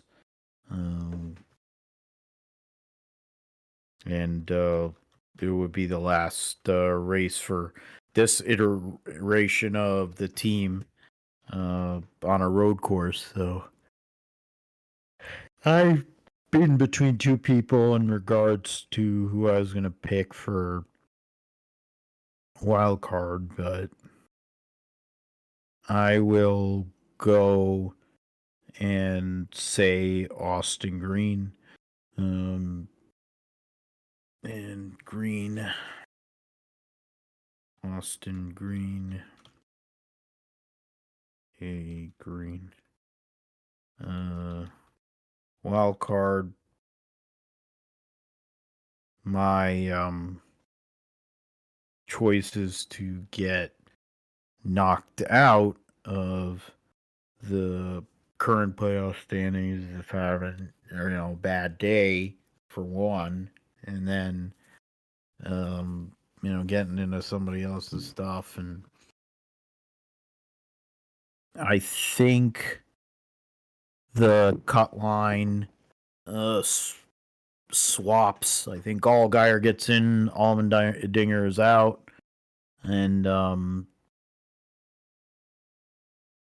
SVG and Mayer and Kligerman all go home or go no further, as Steve Matchett used to say in qualifying. So I said Allmendinger. Bring up, Allmendinger, SVG, Mayer, and Kligerman.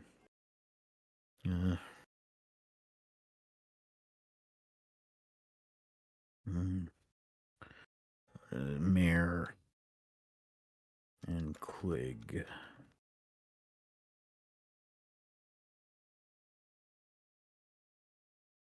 All right, so Cup Series, the rule.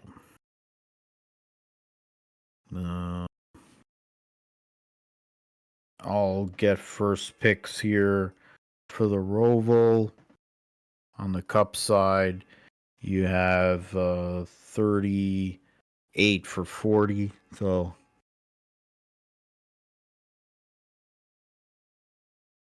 I am going to go with. You went with him in Xfinity. I'll go with him in Cup.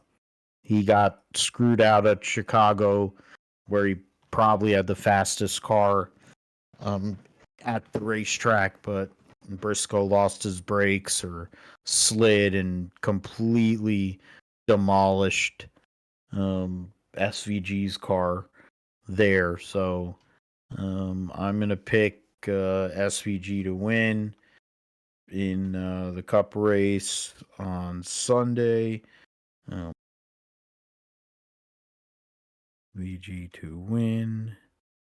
And wild card for there's that. Not going to do that. Trying to go and do that and picked SVG to win. My wild card choice will be. Oh man, this is brutal. My wild card will.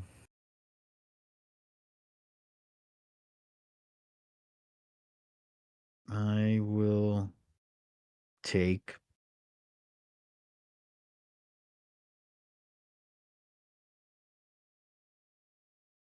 Man, this is really tough. I'm trying to think of who's really good on road courses.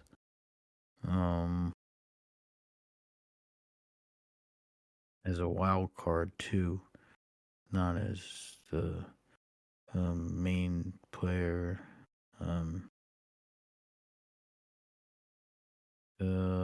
I will go.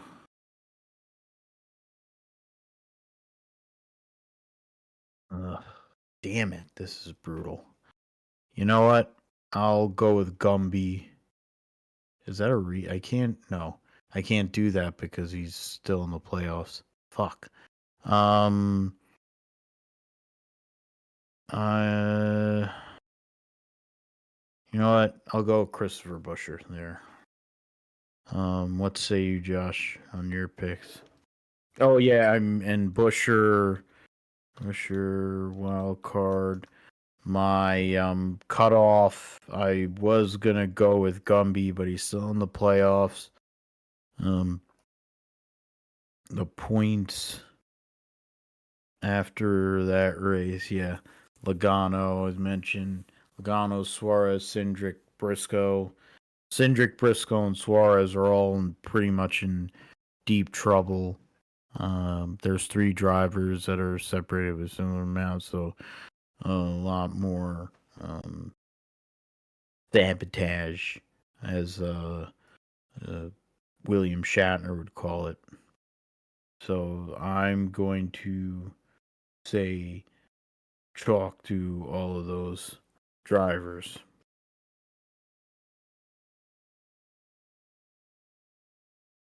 Yeah. For me, is my pick here. Damn, there's a lot of ways you can go with this. Gonna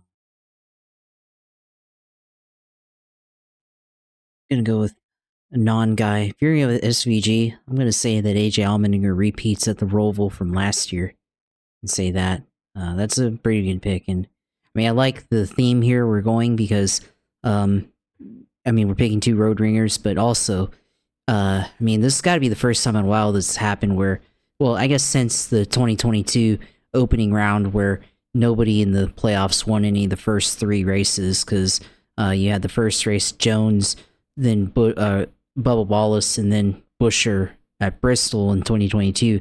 And here could possibly be the second round, which I don't think that's ever happened before in the second round where the playoff guys didn't win because you have Chastain winning Kansas, and then last week with Stenhouse taking it on Talladega, and now here with seeing that Allmendinger would get the win there as a non-point guy. So that's kind of insane there with how he's how this could play out. So with that being said, of course, my wild card here, I'm gonna go with this might be a weird one, but I'm gonna go with Justin Haley.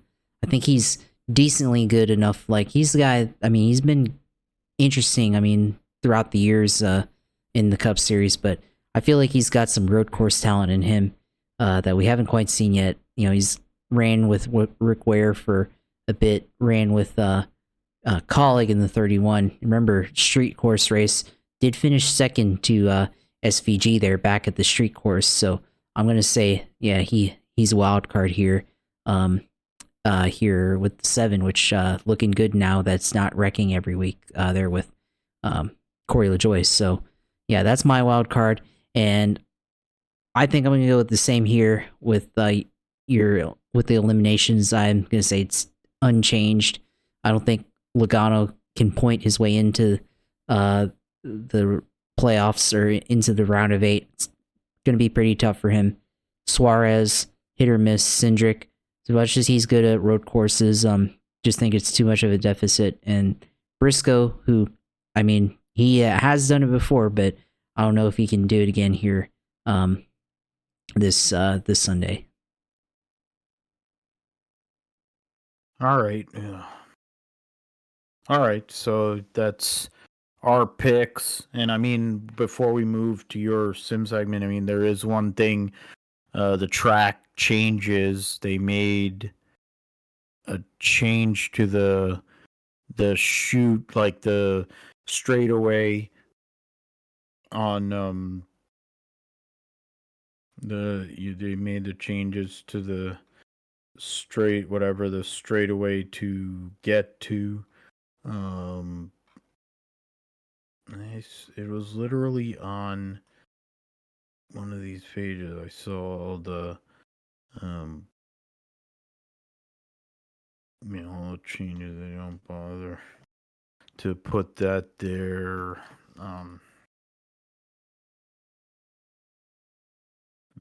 Charlotte Roval. Weighs in on layout.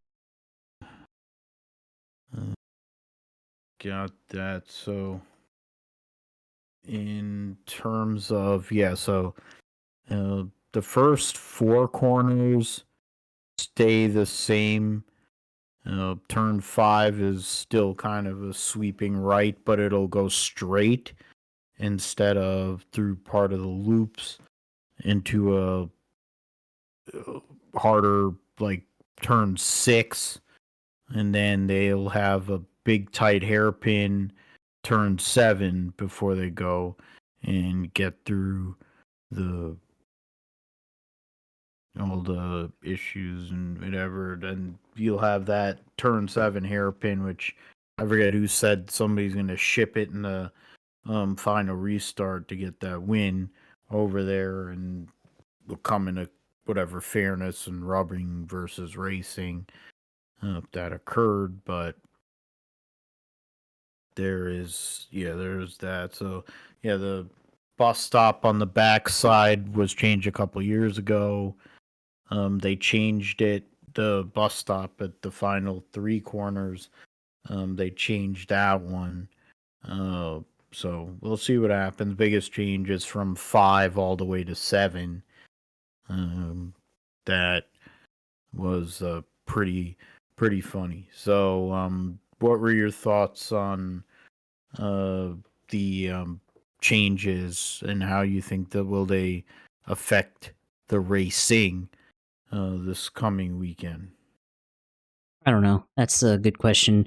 I'm very curious about the first hairpin that they're putting in on to the transition back onto the oval turn 1 and 2 there.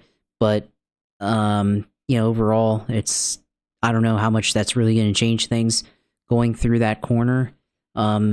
Before it seemed to be more of a wider turn going through the inner course section, but now it's gonna basically be a hairpin, so it might make for some tight action through there, going back onto the oval, and it's definitely gonna probably lower the top speeds going through there, because I feel like going onto the oval, because I feel like the previous configuration could definitely carry some speed onto the banking and going through there, so that might be kind of interesting to see. I mean, obviously they'll gearing and stuff set it up for that, but that might be a little interesting to see how that plays out there going into the bus stop chicane on the back stretch, and then of course the front stretch chicane, they changed it a little bit to be a little bit tighter, so try to encourage more passing, I guess. So we'll see how that works out, if that leads to, I think, both of those. I mean, hairpin or very tight corners could, I mean, possibly open up an opportunity for a dive bomb type of move.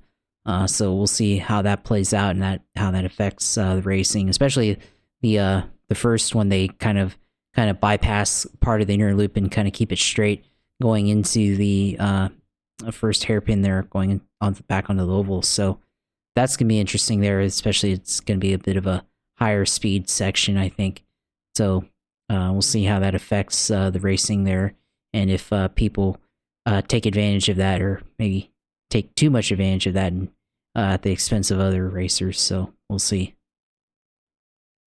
Yeah, it's definitely something to see, and the practices are going to be much more important than they have been on recent races for the ones that actually did have practice. So, uh, to get more data and see where your tires are at and the whole bit. So, we'll see how that works, and we'll talk about it next week along with a special guest, somebody that we've had before, um, making another appearance. So that'll be great, and talk about all that stuff that we have going on this coming weekend. But first, Josh, uh, let us know what's going on iRacing and gaming in your sim segment.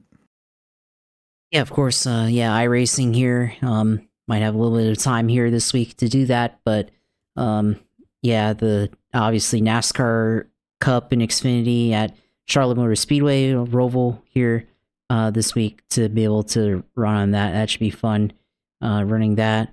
IndyCar fixed oval at Motegi this week. Gen 4 Cup at North Wilkesboro. The Do I have that? Yeah, the 1987 North Wilkesboro. Yep. Yep. So got that there.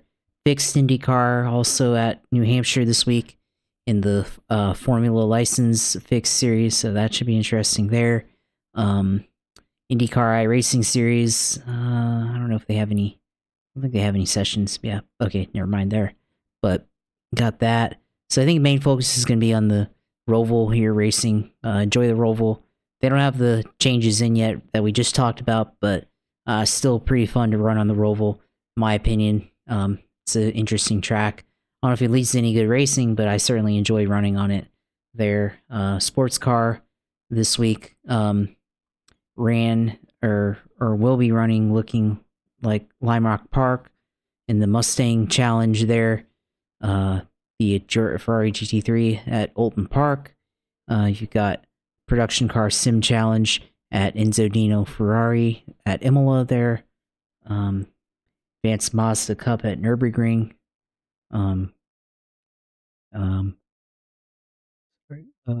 You got the Charlotte Motor Speedway in the Spec Racer Challenge as well this week. So Rainmaster at Alton Park as well. So got that there. MX5 Motorsport Arena Oslerspin there. I don't know if I said that right, but whatever. Then Formula Car, you've got the Formula Fords at Motorsport Arena Oslerspin. Formula Ford also at Hungaroring there. The FIA F4 for Formula 4 at Watkins Glen there. So that's definitely some opportunities there. This week I did do iRacing. A couple of races I did, one or two, I think, on the Indianapolis Motor Speedway road course for the Toyota GR Cup. Ran okay there. I think I should have ran better than I did. Had a couple of incidents there. Finished 14th, which I think that was coinciding with the Indianapolis 8 hours. That's why that series was there. And then Cup side, I did do one at Talladega, which, yeah, started out, I was running okay, running up, making my way towards the front, and then get clipped and get taken wheel damage, and then spend most of the race trying to not fall a lap down. Got saved by some cautions and was able to make a ton of repairs. And then towards the end, made a charge, took some holes open that opened up to 10th, and then a final restart. Was able to kind of claw my way through there on the final restart to finish 6th, although the fuel only lasted, I think it was only supposed to last until the end of the race, but then had a green white checkered and then ran out in the middle of the tri-oval, or at the exit of the tri-oval coming to the start finish line. So didn't lose too much there, but yeah, finished in 6th in the Cup side there. So yeah, I mean, probably have some opportunity this week to stream, hopefully, of course, and then we'll let you know, let people know on Twitter where this is at. But yeah, of course, Twitch TV at Hughes Sailor 2, and then, of course, Twitter, JP Huffine there talking about NASCAR, talking about the Jags. One thing I did see on Twitter, kind of, scouring information for this, is I saw that Kenny Wallace and Ken Schrader are on the Dale Jr. or on the Dirty Mo Media Network. So that should be very interesting. I'll say that those guys got some real stories there to tell. So I might have to start listening to that. Kenny and Penny show, Yeah, or the Ken and Kenny show, Yeah. or whatever the fans come up with. Allowing Ken Yeah. Schrader a microphone to talk about anything, and especially with Kenny Wallace being his sidekick or vice versa, is very dangerous. Yeah. Even with podcasting, just based on that one little test episode they had there, just Kenny saying anything, or Ken Schrader saying anything, really had Kenny going. Yeah. Coffee with Kenny, of course, he does on his YouTube page. I guess it's a way for him to go and use some of the takes and some of the things that he's done on his own page and do it through Dirty Mo. So we'll see. I'm curious if they could get Mark Martin on so he can go and pontificate about what he thinks about the next gen car or Gen 7 car, since he's been pretty outspoken about it. I can only imagine what Ken Schrader really thinks about this car, let alone Kenny Wallace. So. Yeah, that should be entertaining there. But yeah, still definitely maybe have some interaction there, but I wanted to just bring that up briefly. But of course, this page, Gripster Podcast on YouTube, which will have the episodes up there and be able to watch that. Also, I guess at some point, I'll have some time this week to finally finish making my mini documentary or short film of my coast to coast road trip, which gonna post that on YouTube, I think, and post that and show what we did and everything. There's a time lapse already that one of my friends put up, so I'll probably put this up at some point later in the week and show a 30-minute movie of 28 hours in a car going from Florida to California. So yeah, definitely some good points there, and hopefully get that done. So I'll definitely let you know, Phil, when I put that up there. You can watch it wherever, and yeah, let me know what you think. I mean, it's kind of interesting, so we'll see see if I'm able to get that one done. But yeah, definitely go in there, which I'll post on my personal YouTube page actually for that for there. But I'll probably share that one too. So yeah, that's it for me, of course.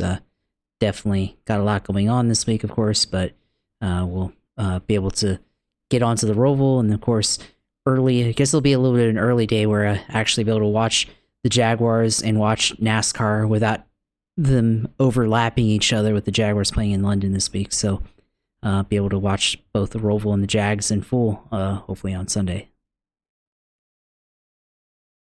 Yeah, and that's, I mean, the same kind of thing for me with the Niners playing on Thursday night. Give me more opportunity to look at the early window, but then also the Roval race and NHRA during the weekend. You can find me at PGMatthew28 on Twitter, MGPGSP28 on Instagram, philipgmatthew.com for one of the places you can find the show, at Gripster Pod on Twitter. Obviously, the YouTube page, which Josh curates and does a great job with that as well. So, yeah, find us there. And yes, next week we'll have a special guest returning to talk about a whole bunch of things based on his vast knowledge. Promoting a little bit too. As always, though, we'll do it. Hopefully everything will be all right for you and your family, Josh, and our thoughts to our buddy Joe Passero, who had to evacuate. Him and his family had to evacuate out of Florida, and are going to Georgia, or in Georgia with family, because of the weather event here with the tornadoes. So our um, our thoughts and everything go out to those who are being affected by that and the previous storm itself. So um, had to, and we just have to go and take care of one another best we can. That's really what it's all about. Um, so Josh, but I mean, Josh, as always, thanks for carrying me and my moments of zoning and providing great insights, and also with the technical side as well, and being a good buddy and giving me something to want to aim for one day, like winning an Indy 500, or going and driving a gas powered go kart, or be a complete psychopath and be a part of driving at 100 miles an hour across the United States or whatever. That would be something, that would be the one that I might be able to do, because I already kind of sort of do that myself when I'm driving to different places. So um thankful to you, and thankful to uh everyone there with, so we're thinking of you here and always got support. And for people that support us, of course, in general, support this show, thankful to all of you and listening. And we'll be back next week for episode 241 of the GSP to talk about all things Charlotte Roval, and much, much more. Formula One will be back at that point, so that'll be good. But we'll discuss it all on the GSP. So we thank you for listening. We'll see you next time.